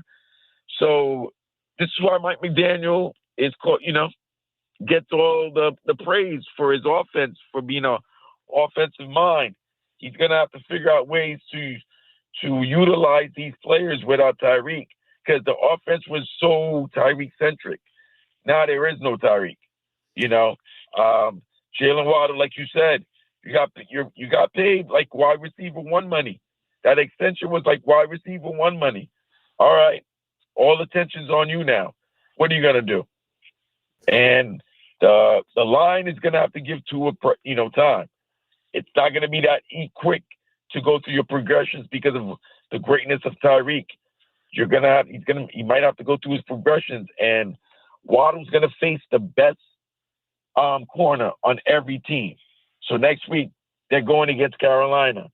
That is that might be what I think was that the cornerback. They have a J.C. Horn. They have a great cornerback there. He might have to face that. So Waddle used to get the number 2 corners and was able to eat. Now you're going to get the number 1. Which receiver? It's going to be up in the air, Dan. I'm really you saw a lot with Malik Washington during training camp, but it is now time to see what we saw in training camp can be utilized in the real game. Yeah, we know everybody's going to have to step up, even guys that maybe have not had huge numbers. And of course, offensive line always helps. Quarterbacks, wide receivers, running backs. Do want to ask you this, Vlad, and Marcos and I both agree. We're not going to pile on about your Jets losing, but as a Jets fan, because watching them, they frustrated me, some of their bonehead plays and penalties. How frustrating was it as a Jets fan to be in the stadium and the way they played tonight? Yeah, it was one of those games where both fan bases felt like, either team, their team could win. And everybody was cool with, Dolphins scored first, Dolphins scored on their first possession, and then the Jets moved the ball. Here's the thing with the Jets. The Jets were moving the ball easily on the Dolphins. It's just that in critical areas, they turned the ball over. And you're going to lose any game when you have more turnovers than your opponent. And they had 2 turnovers. The turnover by Braylon Allen in the first possession of the game. Then Justin Fields, if he doesn't turn the ball over, they were in field goal range. That's points that were lost. And the Dolphins capitalized on that. So you got to give credit more to the Dolphins, and the Jets show why they were 0-4 team. And it is what it is. I mean, it was a game where, put it this way, this is a type of game, if this was played in New York, maybe the Jets would win. Right. I understand. And you got to look at this. The biggest difference here's what it is. Dolphins force 3 turnovers. Jets force 0 turnovers. Dolphins get 2 sacks. The turnovers that they did force, painful. They were recovered by the Dolphins. So, yeah. I mean, bro, the game was what, 28-22? 27-21. Oh, I'm sorry, 27-21. 6-point difference. Biggest play of the game. Braylon Allen turned the ball over. And not only did the Dolphins recover it, but they marched down the field and scored a touchdown. And that's the game right there. So give Anthony Weaver's defense credit. He wanted them to be violent, and they caused turnovers. And giving the offense more possessions, they were able to put up more points. So, I mean, it's a good win. You want to get off the schneid. Like I said, it's a slump buster. Now you feel good. You're going to Carolina. Carolina got their ass kicked by New England. Maybe, you beat them. Now you're 2-3. And then that Charger game don't look so crazy now. No. After the Giants went there and beat them. So who knows? Who knows? Because it's after the first quarter of the NFL season, everything is crazy right now. The only thing that's a given is that Buffalo is head and above better than anybody in the AFC, and the Eagles are still the defending Super Bowl champs. But every team's got their own issues. Well, Vlad, we're hoping that the Miami Dolphins do figure out some of those issues, and now it has gotten to be even more issues because Tyreek Hill most likely will be out for an extended period of time. We appreciate you being there. We will see you soon. Good times talking to you, and thank you so much for getting the vibe and overall feeling of what was going on in that game. All right, my guys. Have a good one. Thank you. Okay, so what we're going to do, Marcos, next, we're going to come back and give you our vibes. We're offensive player of the game, and drive of the game. You'll give yours. I'll give mine. If you want to weigh in, 305-567-0560. You can also jump in on the YouTube and Twitch. That is 104.3 FM WQAM on YouTube and Twitch. For Marcos Gonzalez, I am Dan Day. Stay right there. This is Game Day Uncensored Postgame on 104.3 FM WQAM. WQAM, broadcasting live from the Ed Moore Sawgrass Auto Mall studio.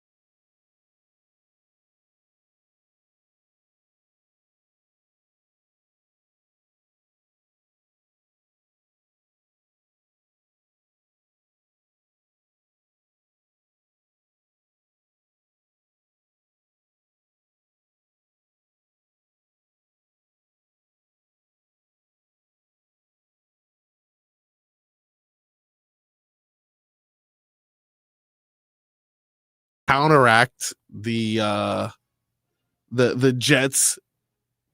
I don't want to call them dumb plays, but just the Jets being the Jets as of right now, as an 0-4 team, the ability for us to capitalize on that, I'm going to go ahead and say that is my drive of the game. Yeah, Marcos. That's Braylon Allen that had the fumble early in the game right there at the goal line that cost them possibly 7 points. And then, of course, the ensuing drive. I'm going to have a little kind of an interesting drive of the game because it might not be the most traditional drive of the game, but let me encompass everything that it is. And it is going to be the final, quote unquote, Dolphins 3 and out of the game. Remember, with about 1:49 left, Garrett Wilson makes that great 23-yard catch in the end zone. Lots of momentum, 2-point conversion, Justin Fields. Give the special teams some credit. Onside kick, Darren Waller recovers the onside kick. That's the start of the drive. You do exactly what you're supposed to do with the Dolphins. Run the ball. Don't turn the ball over. Eat up the clock as much. And then special teams once again stepping up. Punt at the last second. We said it this year. Secretly, Jake Bailey is a baller. He gets it off. Not only does he get it off quick and not get blocked, it lands at the 1-yard line and gets down. For all intents and purposes, that series right there, that drive, recovering Darren Waller, onside kick, great punt, Jake Bailey, and the 3 plays between put the game on ice. So that is going to be my drive of the game, Marcos. Very impressed. Special teams good tonight. Yeah, absolutely, man. Have to say that. 3 phases of football, Dan. And especially with the amount of blocked kicks that we've seen, punt return touchdowns, kick return touchdowns, and with the early injury of our starting kicker, Jason Sanders, you think that obviously the special teams unit is something that could be one of the reasons why we're 0-4, but instead has contributed to one of the reasons we came out victorious. So Dolphins, don't turn the ball over. Force turnovers. Don't allow Tua to get sacked. Get sacks. And execute on special teams. Lo and behold, look at that. All aspects of the game equals a W. That's a recipe to win in football. Miami Dolphins over the New York Jets. And I'm not going to say it was the Jets. I'm going to say it was an NFL team that you won, a rival that is in your division, in a game that you must have if you want to try to salvage your season, because now the Jets look at being 0-3 in their division, just 4 games into the season, 0-4 on the season. And that is a long road ahead. Not saying the Dolphins' road is much shorter, but saying that is a long road ahead. So what we're going to do next is, hey, the road got a little longer for the Dolphins tonight, despite the win. You're not going to have Tyreek Hill. Come back next. We're going to hear from the quote unquote one of the stars of the game, Darren Waller, and the coach, Mike McDaniel. Probably going to be talking a lot about Tyreek Hill, but also about the win against the Jets. For Marcos, I am Dan Day. This is Game Day Uncensored on 104.3 FM WQAM. The all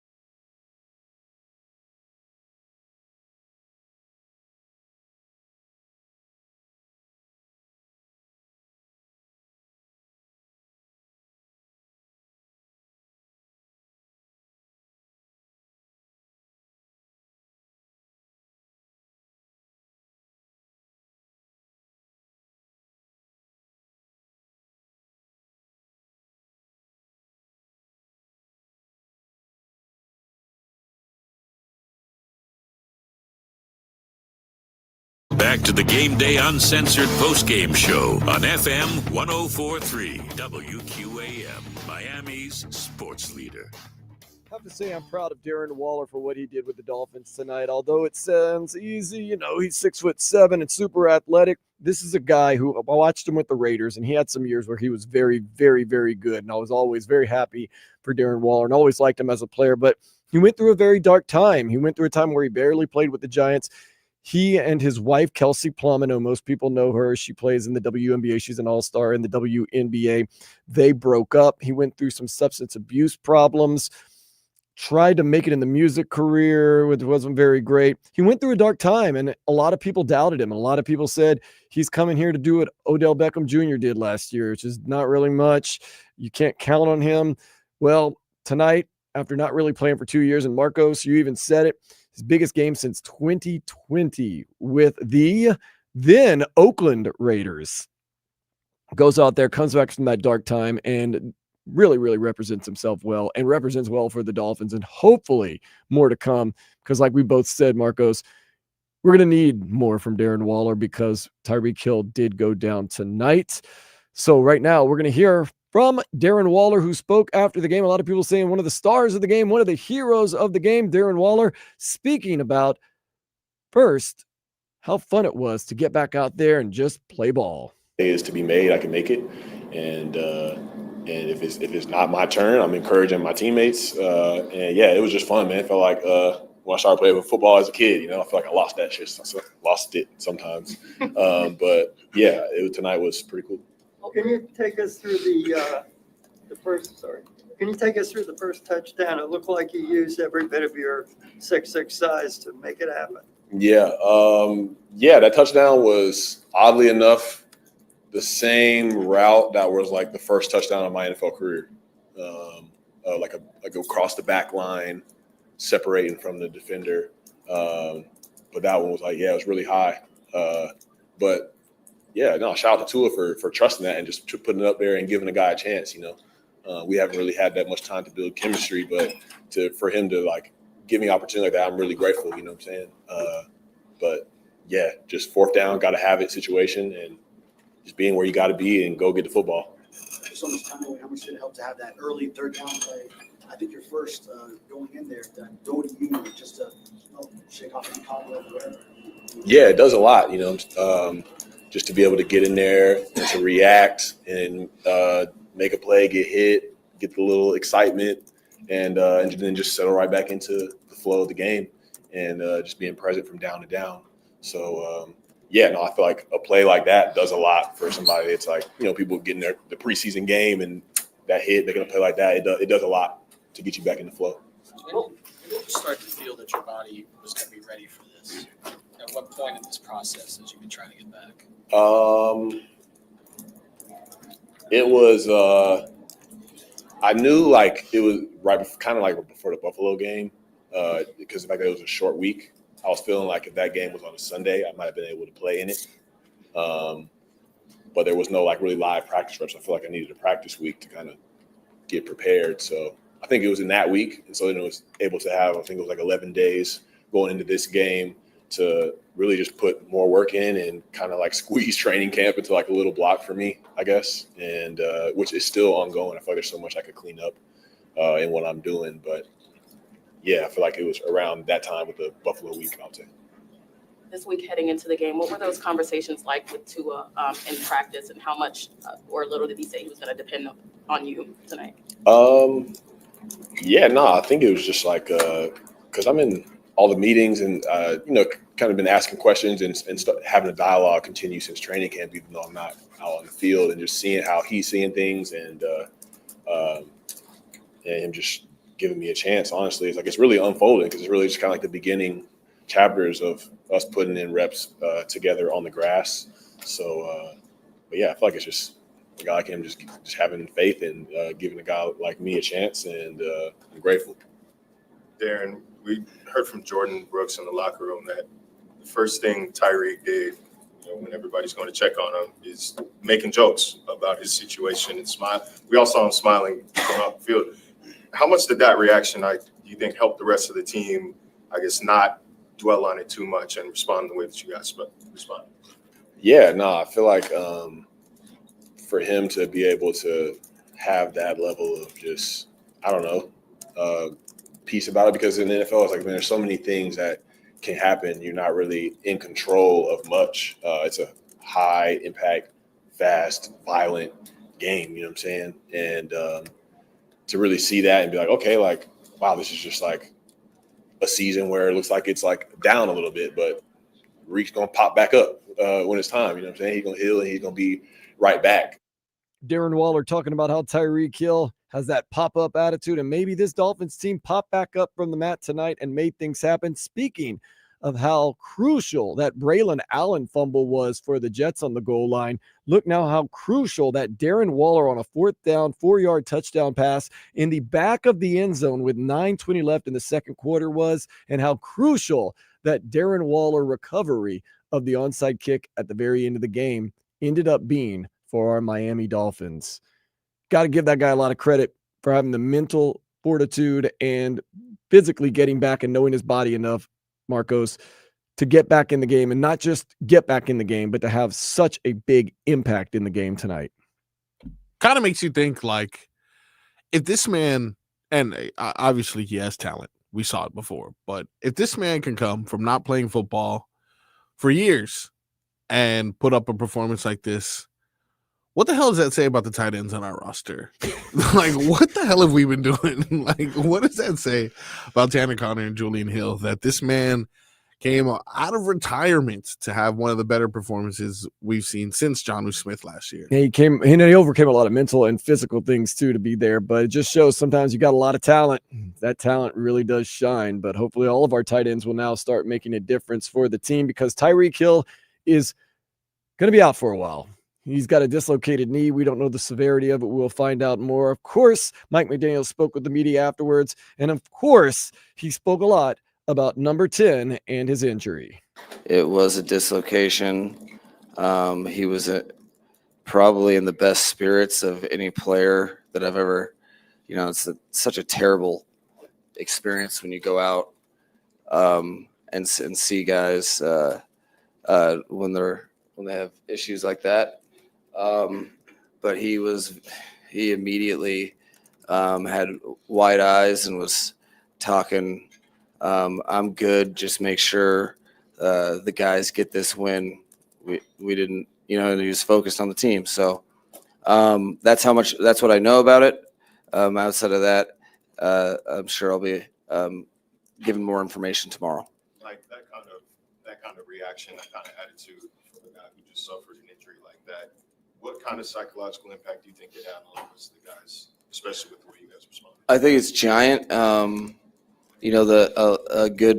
A good portion of our team, we had offense up at the time, obviously, and so they're already close to the hash. And specifically, I saw them make eye contact and rip a joke or two to Waddle, Devon, and I think a lot of guys got back into the game, provoked by what he said verbally.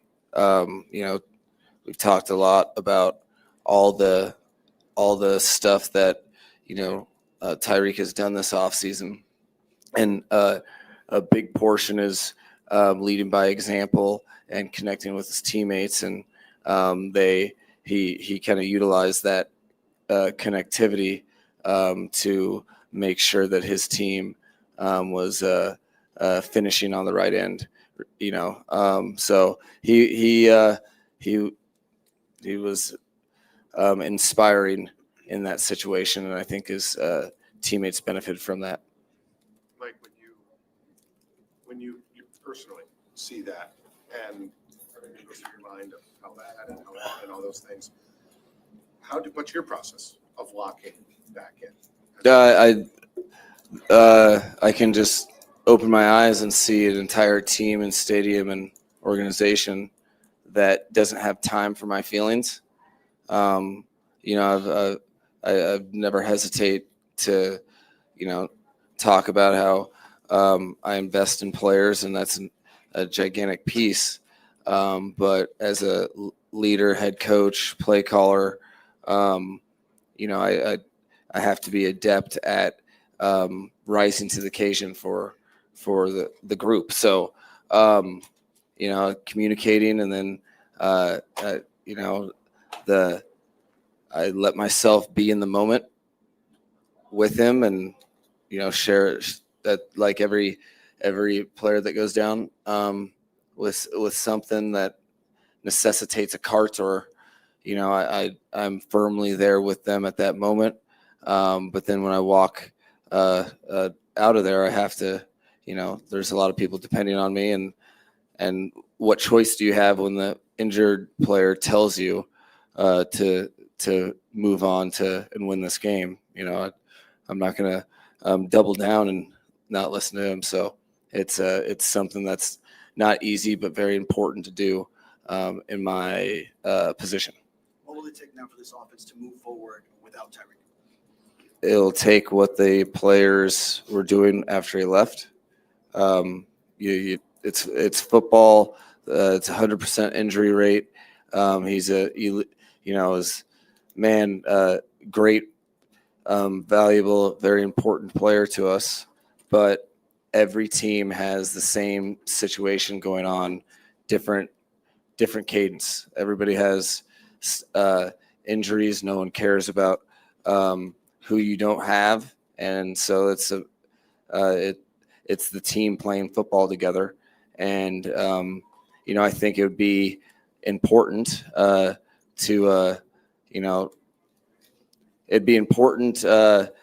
for us to continue to be +3 like we were in this game against the New York Jets.